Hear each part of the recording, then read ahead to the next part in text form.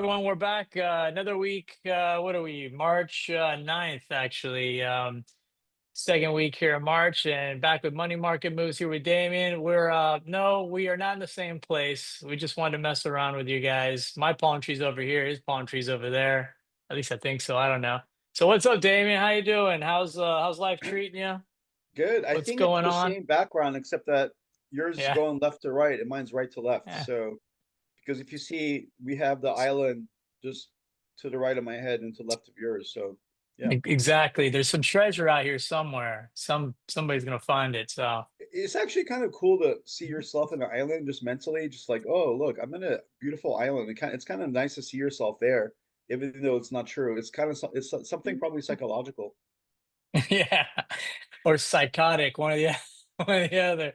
All right, good. So you were talking a little bit. I mean, you and I kind of communicate a little bit over the week, and you said you see the market's volatility. What does that mean for you? It kind of what were you noticing, and was it for you? Was it like a positive, like all right, or was it like oh no? Like what did you think No, I about the mean, we discussed, past? I think, the last week how, with all this Trump tariff stuff going on and all these economic news every day, like the market's going to jump around a lot. And that's basically what happened, like Trump, tried to, you know, kind of spur the crypto markets with a crypto Bitcoin central reserve.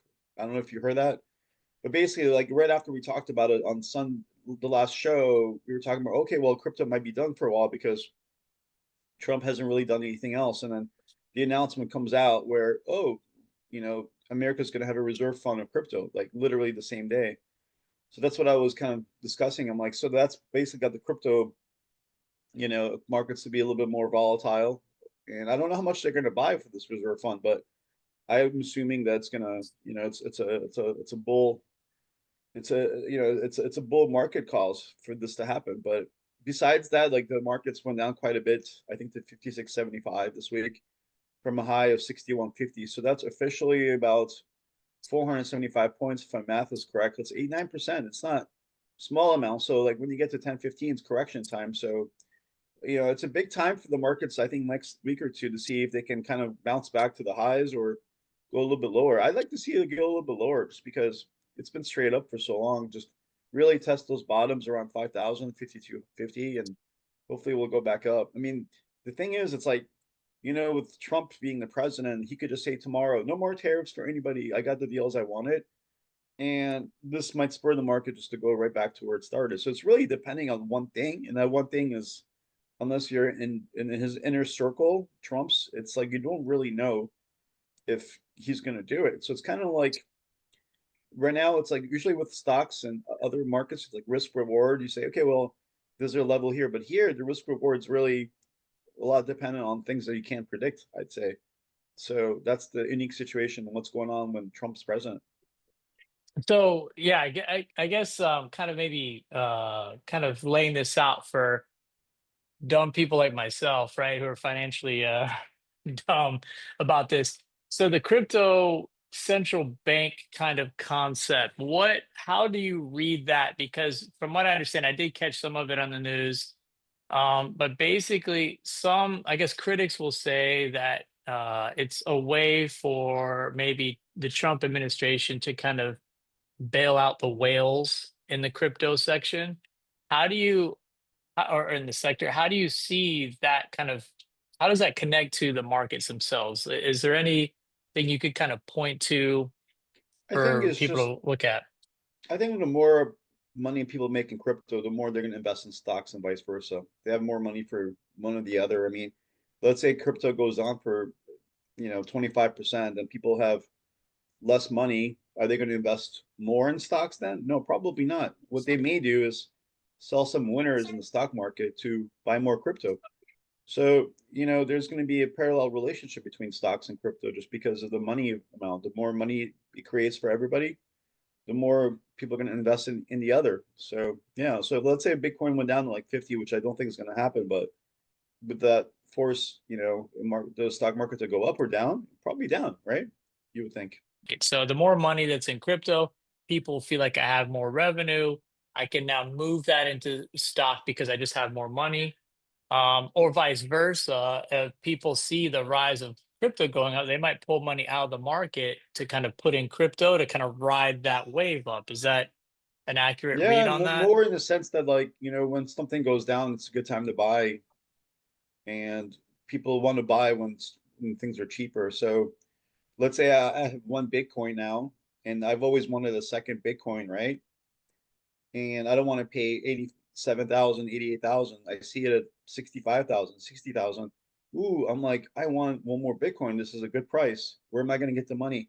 Am I going to go into my cash savings or my checking, or am I going to, go to my maybe I have, half a million in stocks and just sell 20% of my stock portfolio? I think it's probably more likely I still sell some of my stock portfolio to get the money from there. So then, I guess in kind of building on that idea, what's an important step that you think traders should probably take at this moment? Kind of looking ahead, do they? I mean, again, we're not trying to give direct financial advice because who can predict the future, but the idea is that kind of giving people a system or some kind of blueprint to work with, maybe the relationship between crypto right now and their portfolio. What's, I guess, some kind of step that they could take? Because I know last week we said, look, maybe pump the brakes. Sometimes doing nothing is probably the best thing. You can kind of take your money out of the market, let things kind of settle, and then kind of get back in. But If any there's any craziness advice? going on in either one, I would just hold off a day or two before you buy. Basically, that's the one thing that in the simplest format, you see that like let's say there seems to be a level of Bitcoin around 82 now. So let's say you see crypto in the 70s, right? So then the next level might be 65. So like if you see something cracking, I would say, and you want to buy, let's say Apple or Nvidia that day, I would maybe wait like a day or two to see where Bitcoin settles down before you buy the stocks. That's how I would handle this. I mean, I think that that's sound advice. Wait for confirmation, I guess, in terms of trends.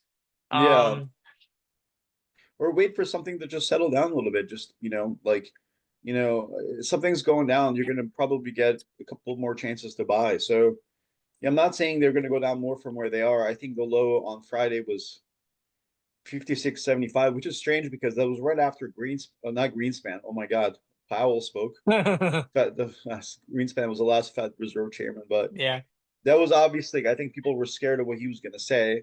He said it, and people, because for it to go up on Friday was a bit unusual. So that was, I think fear from what he might say. And once he got done speaking, people just started buying, which was interesting for me.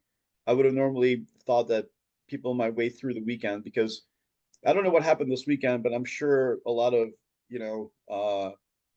different things in the world of Musk, Trump, crypto, stocks were announced over the weekend, tariffs, right? So like usually on Sunday nights, especially like during this time, I think even Monday mornings, it'd be great just to watch the news of what happened over the weekend. I don't know, what Trudeau said, what China did, but the tariffs things is quite active right now, and it's probably going to be active for about a month, right? Until the tariffs are settled. Either deals are going to be made that Trump wants, or tariffs going to be taken off, or something. There's going to be a resolution. I don't think it's going to be every day where people are doing 20% this, 25% that. It can't last, right? I would think so.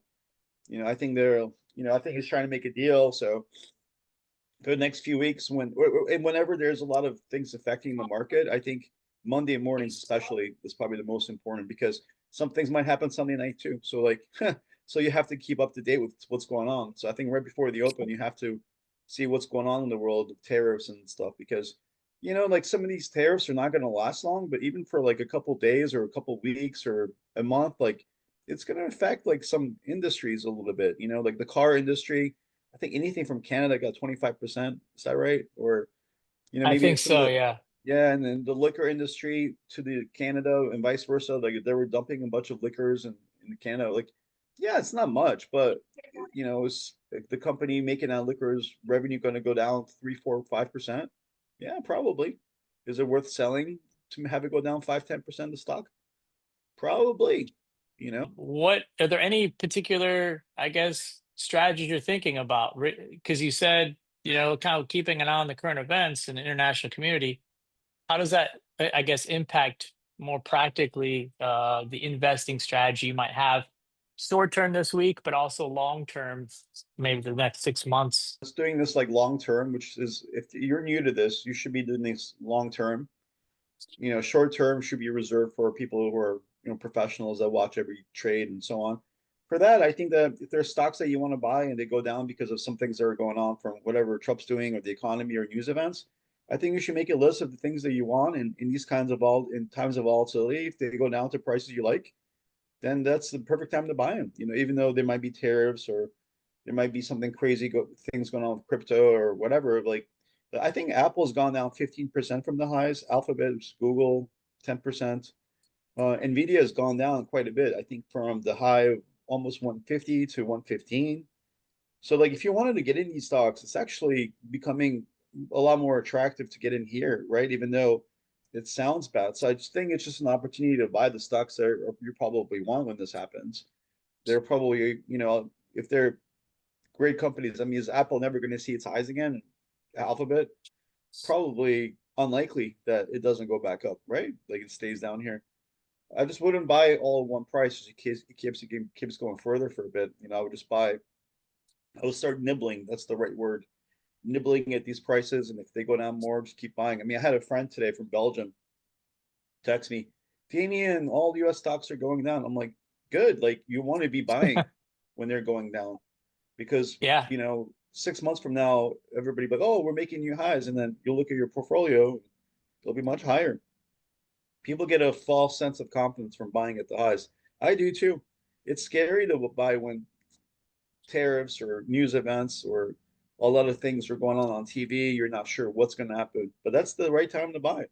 If you buy only when they're making new highs, then your average price is going to be just much higher. Right. So increase your position size, buy at a discount. As the stocks go down, like you said, nibble your way, because then you're kind of spreading the cost out and you're essentially increasing your position size in a company hopefully you know enough about and that you believe in. Does that make sense? Yeah, I think so. Yeah. I think that's the right way to do it. I mean, just take Nvidia for instance. Like, it's the same company.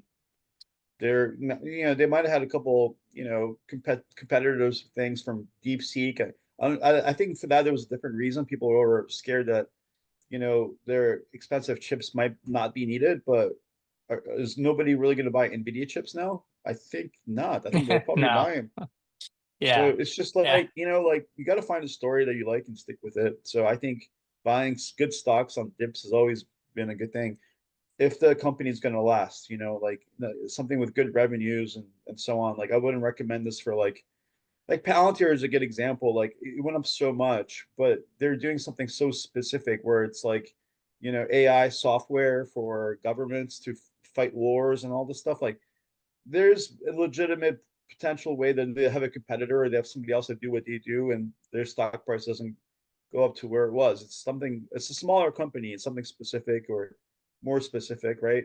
But Apple or Google is such a giant, they're just going to reinvent themselves. Apple too, they're just going to Yeah. they have so much money, they'll just start making the product that people do buy. Like those Right. companies, I think you can buy at any time they go down and just, probably be okay. Well, I like that advice. So again, take the opportunity when the stocks go down. It's kind of like getting things at discount price. You go to the store, you buy stuff on sale. You got an opportunity to buy stocks on sale. It sounds sounds pretty smart to me. I So don't know. It's kind of like seeing a yellow sticker at CVS, it's saying 50% yeah, off. It's like it just looks good. I was going to buy that anyway, but now it looks better. exactly, exactly. Well, that's all the time we got for this week. 'Cause, Okay. the sun is coming or the sun is going down in Fiji. So, Damien, I need to go there. yeah, exactly. Thank you very This much. island And here, this looks right, nice. I need to go for a swim, come out this way. right. Have a coconut and rum coconut something or other. Drink it out Be of a careful with coconut. coconuts. They can fall on your head. Yeah, life's rough. All right, guys. Well, make lots of money this week, and we'll see you guys next week. Thank you again, Damien. All right, guys.